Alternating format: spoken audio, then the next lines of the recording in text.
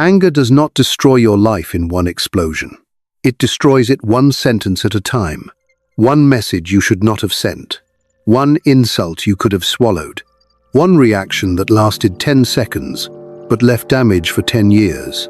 Listen carefully. You are not weak because anger appears in you. You are weak when you let anger speak before reason returns.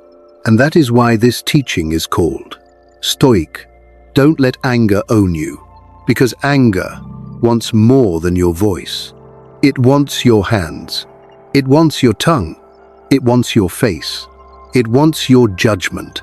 It wants the throne of your soul. And if you give it that throne, even for a moment, it will make you say things your wiser self would never approve. Maybe you know this pain. You are driving, already late, already tired. Someone cuts in front of you. Your chest tightens. Your jaw locks. Your hand grips harder. In your mind, it is no longer just traffic. It becomes disrespect. It becomes an attack. It becomes proof that people are selfish, careless, and stupid. One small event becomes a battlefield. Or maybe it happens at work. A co-worker speaks over you in a meeting. They take credit. They give you that little tone, not loud enough for everyone to notice, but sharp enough for your pride to bleed. And suddenly, you are no longer listening. You are preparing revenge.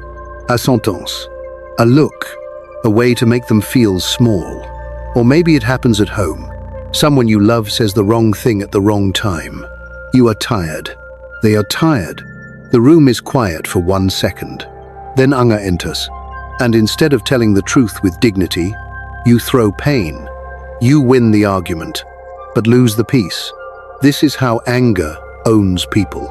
Not always with shouting, sometimes with sarcasm, sometimes with silence used as punishment, sometimes with a cold reply, sometimes with the need to be right more than the desire to be just. The early Stoics understood that emotions begin as impressions. Something appears in the mind. A spark, a judgment, a first movement, but the spark is not yet the fire. The danger begins when you agree with it. When you say, yes, I have the right to hurt back. Yes, I have the right to speak cruelly. Yes, I have the right to become lower because someone else tested me. That is the moment anger becomes your master. The Middle Stoics carried philosophy into daily life. They knew virtue is not proven when life is calm. Virtue is proven when your patience is touched, when your pride is insulted, when your plans are interrupted, when your comfort is disturbed. And the later Stoics made this truth severe. Epictetus taught that what disturbs you is not the event itself, but the judgment you place upon it. Marcus Aurelius reminded himself again and again not to be dragged by other people's ignorance. Seneca studied anger as one of the most dangerous passions because it promises justice, but often delivers regret. So this video is not about pretending you never get angry. That is childish. This is not about suppressing your emotions until they rot inside you. That is not Stoicism. This is about becoming strong enough to feel anger without becoming anger. To feel the fire rise and still not hand it the law. To be offended and still remain governed. To be delayed and still remain patient. To be misunderstood and still remain clear. To be hurt and still refuse to become cruel. In this teaching, I will walk you through 5 Stoic lessons. First, you will learn why anger is natural, but must never become king. Then you will see why what happened is often small, but your judgment makes it huge. You will understand why the pause is the sacred place where your character is saved. You will return to the Stoic discipline of controlling what is yours and releasing what is not. And finally, you will learn how temperance turns anger into strength. Not weakness, not silence from fear, not fake peace. Strength, the strength to speak without poison, to walk away without revenge, to forgive without becoming foolish, to set boundaries without hatred, to live one day without letting a temporary emotion make permanent damage. Because here is the truth. Anger will visit you. People will test you. Traffic will delay you. Co-workers will irritate you. Family will misunderstand you. Life will interrupt your plans. But none of these things have the right to own your soul. They may touch your day. They may disturb your body. They may awaken your pride. But your response is still yours. Your words are still yours. Your character is still yours, unless you surrender it. So stay with me, not to become emotionless. Stay to become free. Because the highest victory is not when no one can anger you. The highest victory is when anger rises, and you still choose the man you respect. That is Stoicism, and it begins with the first truth. Anger is natural, but it must never become king. Anger is natural, but it must never become king. Anger is not your enemy, but if you let it rule you, it will turn you into the kind of person you later regret becoming. That is the first truth. You are not weak because anger rises in your chest. You are human. You are not broken because your blood heats when someone disrespects you. You are not evil because you feel the urge to strike back when life wounds your pride. But you become enslaved the moment anger stops being a visitor and becomes the ruler. A Stoic does not pretend he has no anger. That is childish. A Stoic studies anger. He watches it arrive. He feels the heat. He hears the sentence forming in his mouth. He sees the hand reaching for the phone. He senses the desire to punish, to expose, to wound, to make the other person feel what he feels. And then he asks one severe question. Will I let this emotion choose my character for me? The early Stoics taught that emotions often begin as impressions. Something happens. Someone cuts you off. Someone speaks to you with contempt. Someone ignores your effort. Someone embarrasses you in front of others. The first spark appears in the mind. That spark is not yet your downfall. The danger begins when you agree with it. When you say, yes, I should insult them. Yes, I should send that cruel message.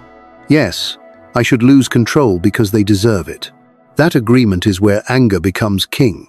And once anger becomes king, wisdom becomes silent. Justice becomes revenge.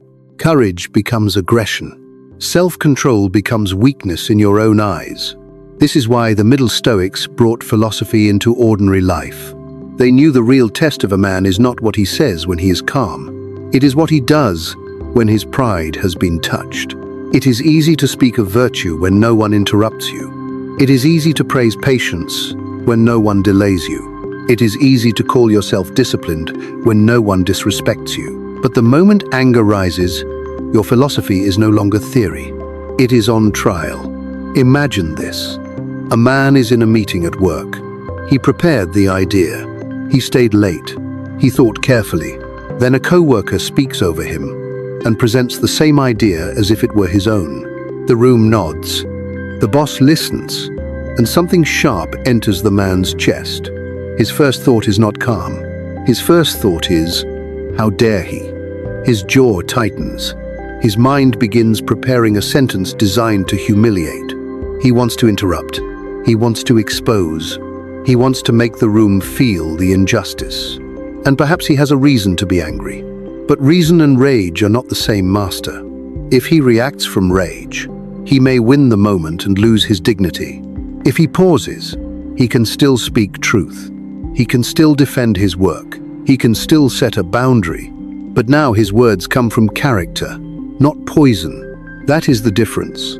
Stoicism does not ask you to swallow disrespect forever. It asks you not to become disrespectful while confronting it. The later Stoics understood this with brutal clarity. Epictetus would remind you that another person's action is not fully yours to control. But your judgment is yours. Your speech is yours. Your conduct is yours. Marcus Aurelius would remind you that people act from ignorance, fear, ego, and confusion. Seneca would warn you that anger often begins with the promise of justice, but ends by making you uglier than the person who offended you. So do not say, I cannot help it. That is the language of a slave. Say instead, anger has appeared, but it does not own me. Pain has appeared, but it will not govern my mouth. Disrespect has appeared, but it will not decide my character. This is not weakness. This is command, because any undisciplined man can explode. Any wounded man can insult. Any frightened man can retaliate. But it takes strength to feel the fire and still choose the right action. Here is the lesson. Anger may enter your mind, but it must never sit on the throne. Feel it, name it, study it, then let reason decide what happens next. Because the goal is not to never feel anger. The goal is to never let anger become your master. And once you understand that, the next truth becomes clear. Often, what happened was small. Your judgment made it huge. What happened is small. Your judgment made it huge. The event did not always wound you. Sometimes, your judgment did. That is the second truth. A person says one cold sentence. A driver cuts in front of you. Someone does not reply. A coworker speaks with a tone you dislike. The event itself may be small, but the mind is fast. It adds meaning. He disrespected me. She thinks I am nothing. They are trying to embarrass me. People always treat me this way. And suddenly, a small event becomes a personal attack against your entire identity. This is where anger grows. Not only from what happened, but from the story you placed on top of what happened. The early Stoics understood this with great precision. They taught that what first appears in the mind is an impression, a picture, a first interpretation, a spork.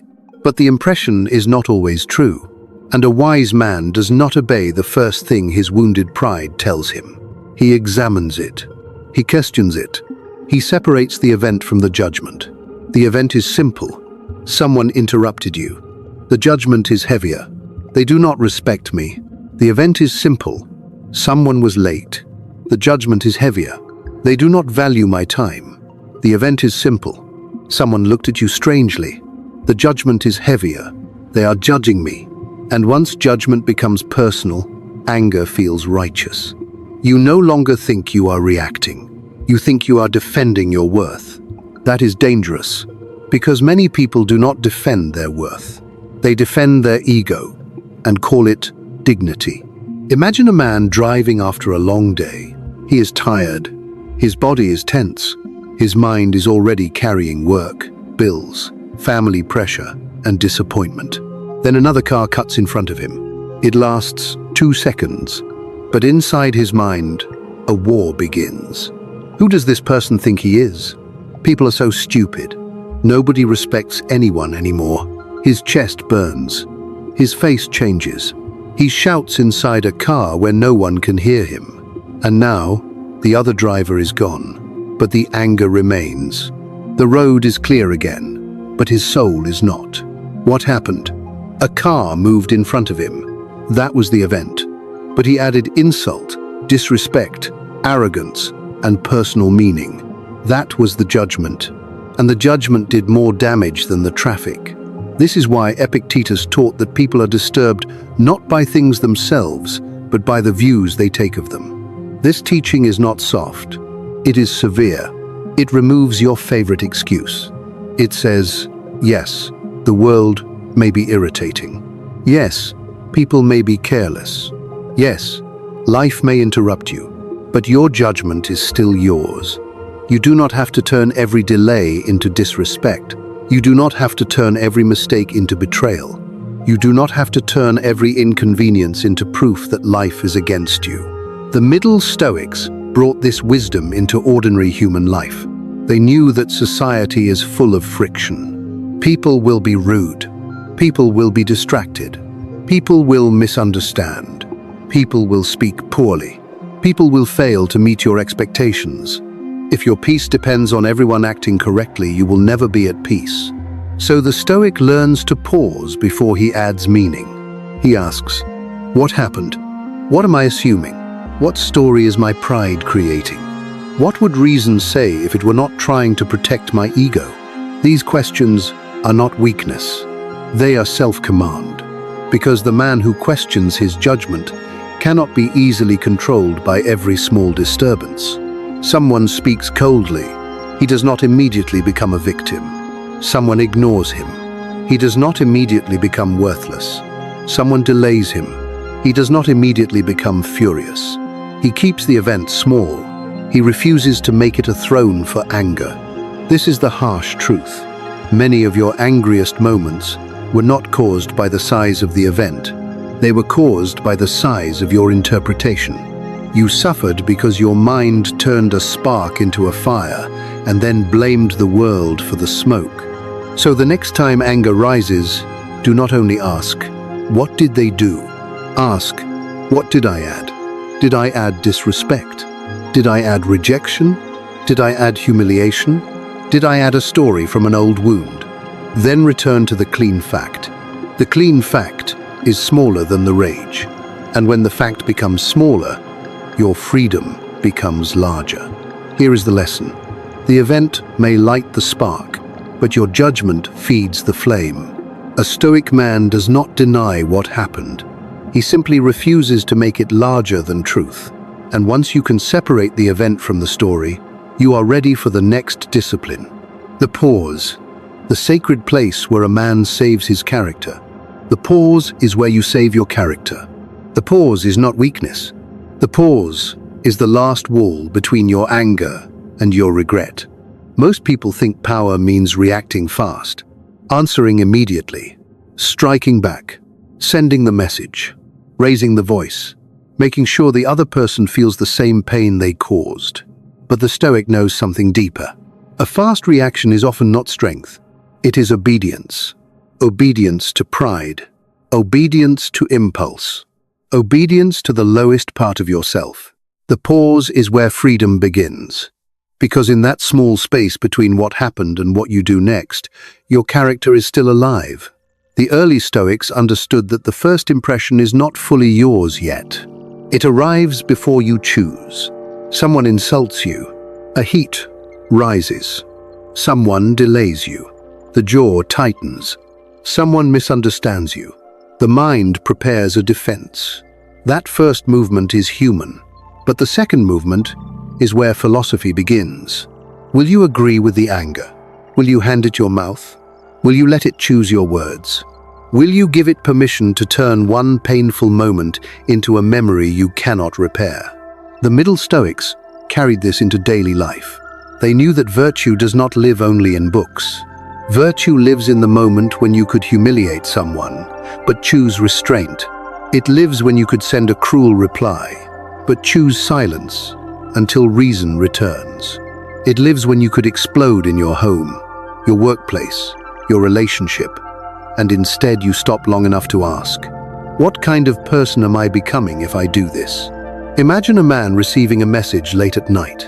The words are cold, unfair, maybe even disrespectful. His chest tightens. His fingers move quickly over the screen. He types a sentence designed to wound, not to explain, not to solve, to wound. For a moment, it feels powerful. He imagines the other person reading it and finally feeling small. But then something in him stops. He looks at the message. He sees poison in his own words. And he understands. If I send this, anger wins. So he puts the phone down. He stands up. He drinks water. He walks for a few minutes. The anger does not vanish, but it loses the throne. Later, he may still respond. He may still speak firmly.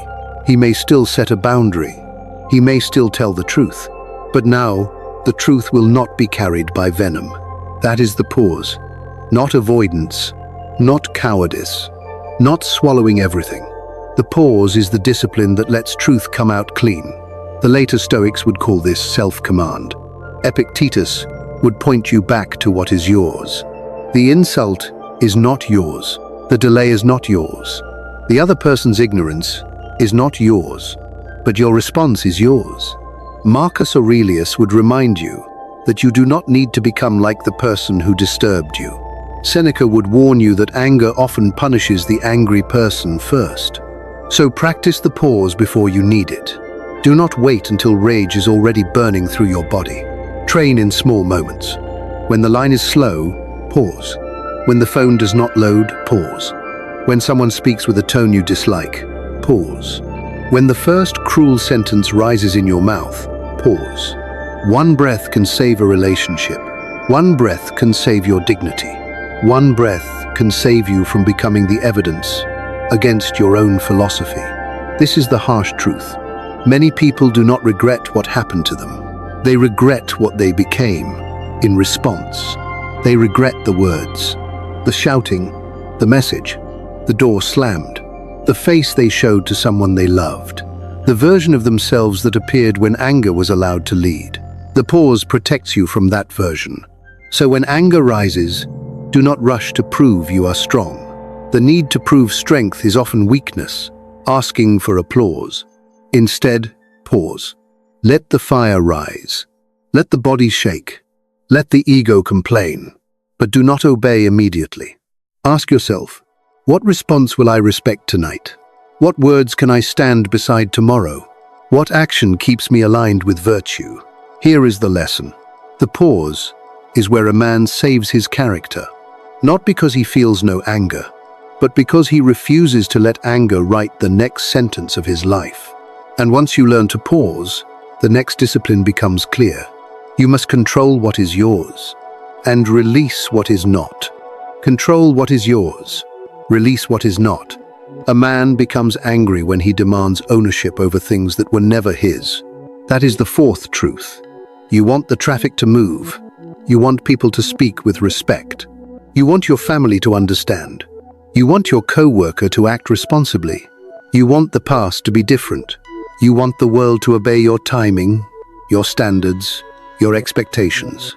But the world does not belong to you. Only your response does. This is the heart of Stoicism, the dichotomy of control. Some things are yours. Some things are not. Your judgment is yours. Your breath is yours. Your next sentence is yours. Your next action is yours.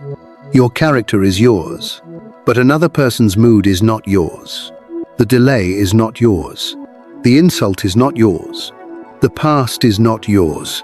The outcome is not fully yours. And every time you forget this, anger finds a place to enter. The early Stoics taught that freedom begins when the soul lives according to reason. Reason asks a clean question. What is mine to govern here? Not what do I wish were different. Not who should behave better. Not why life is unfair. What is mine to govern? The Middle Stoics carried this into ordinary life. They knew that a human being must live among difficult people, imperfect systems, delays, mistakes, and misunderstanding. So philosophy cannot depend on the world being easy. It must work while the world is difficult. Imagine a man working on a group project. One person does not do their part. The deadline is near. The man feels anger rising. He wants to attack. He wants to send a message full of blame. He wants to prove that everyone else is careless, and he is the only responsible one. But then he stops and asks, what is mine? He cannot force the other person to become disciplined. He cannot rewrite the lost time. He cannot control whether the team respects his effort. But he can speak clearly. He can state the problem. He can adjust the plan. He can document the work. He can set a boundary for the future. He can refuse to let another person's disorder turn him into a disorderly man. That is freedom. Not controlling the situation perfectly, but refusing to lose yourself inside it. The later Stoics would call this the training of the ruling faculty. Epictetus would remind you that another person's actions belong to them. Your response belongs to you. Marcus Aurelius would remind you that you were born to work with difficult people, not to be surprised by them. Seneca would warn you that anger wastes energy on what cannot be changed, then leaves you too weak to change what can. So when anger appears, separate the field. On one side, place what is not yours, their tone, their delay, their ignorance, their mistake, their opinion, the weather, the traffic, the past. On the other side, place what is yours, your posture, your breathing, your words, your honesty, your boundary, your next right action. Then act only where your power lives. This is not passivity. This is precision. A Stoic man does not say, nothing matters. He says, I will not waste my soul trying to command what does not belong to me. He still corrects injustice. He still speaks truth.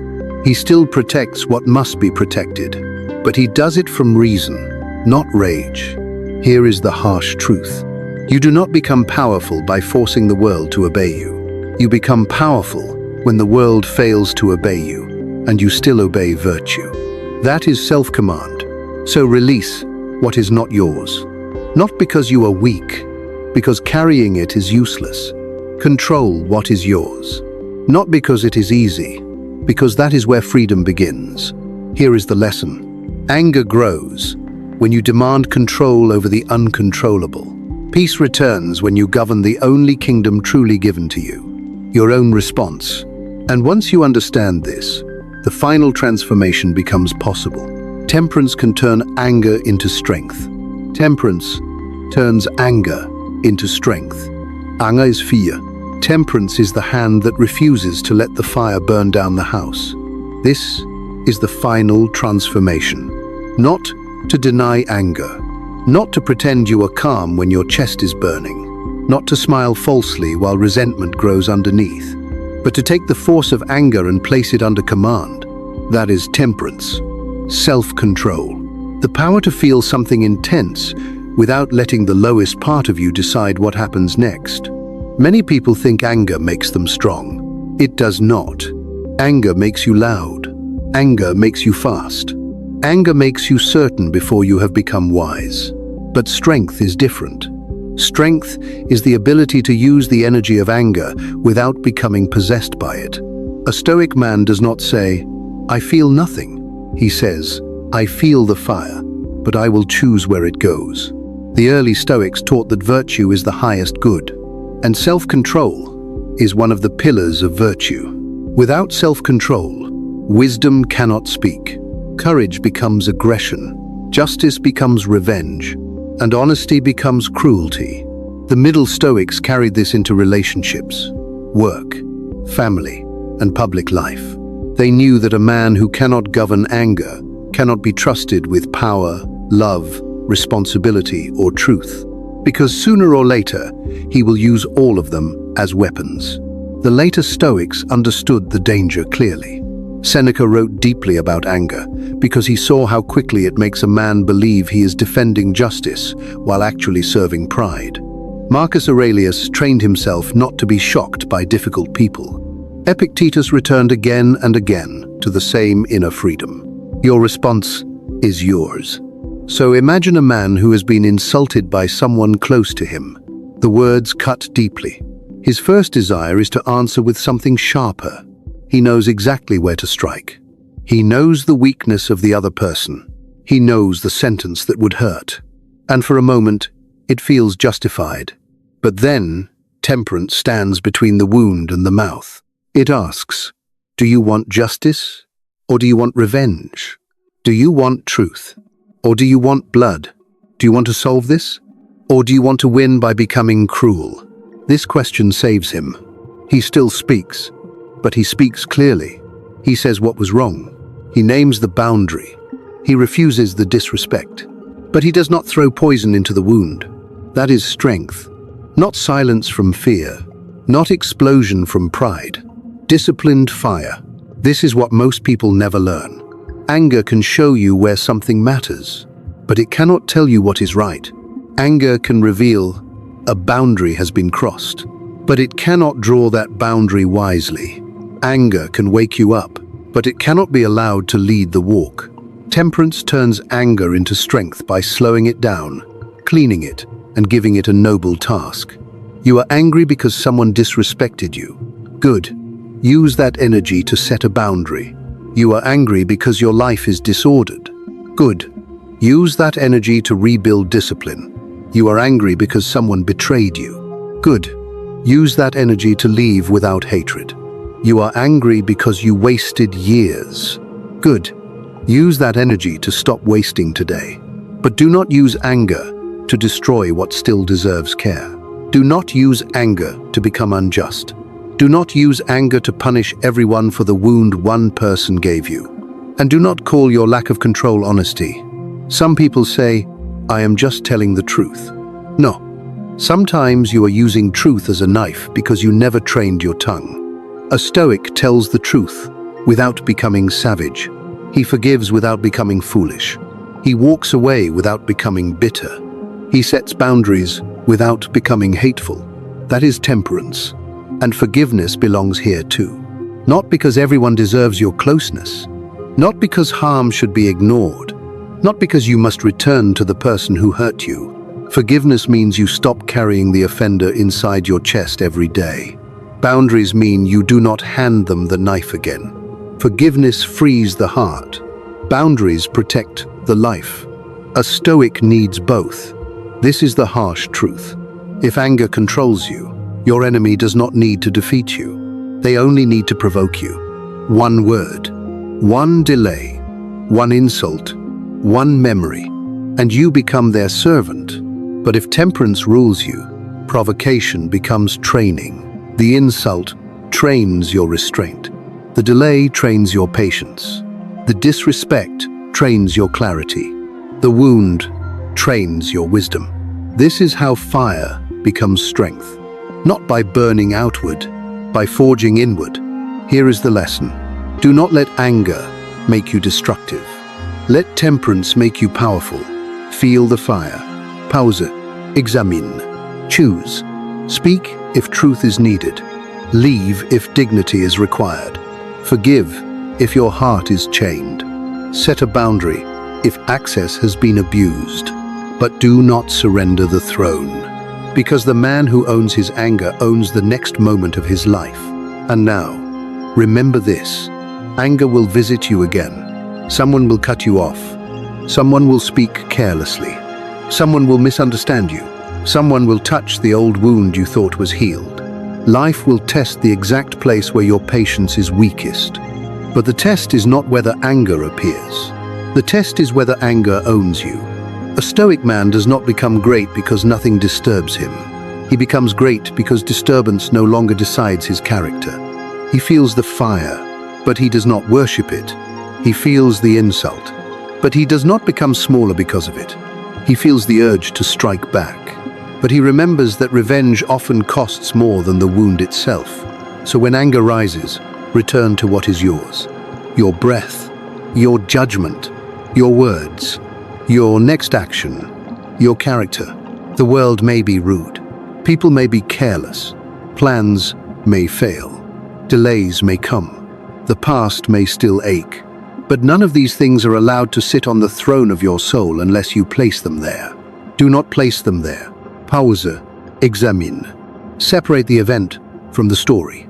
Control what is yours. Release what is not. Let temperance turn fire into strength. Speak truth without poison. Set boundaries without hatred. Forgive without becoming foolish. Walk away without bitterness. And when the day ends, ask only this: did I let anger choose for me? Or did I remain faithful to virtue? That question will change your life. Because peace is not found by escaping every irritation. Peace is built when you stop surrendering yourself to every irritation. This is Stoicism, not the absence of emotion. The command of the soul, not a life without fire. A life where fire no longer destroys the house. So carry this law with you. Anger may knock, but reason will answer. Anger may rise, but virtue will rule. Anger may burn, but I will not be owned. Because the man who masters his anger does not merely win an argument. He wins himself.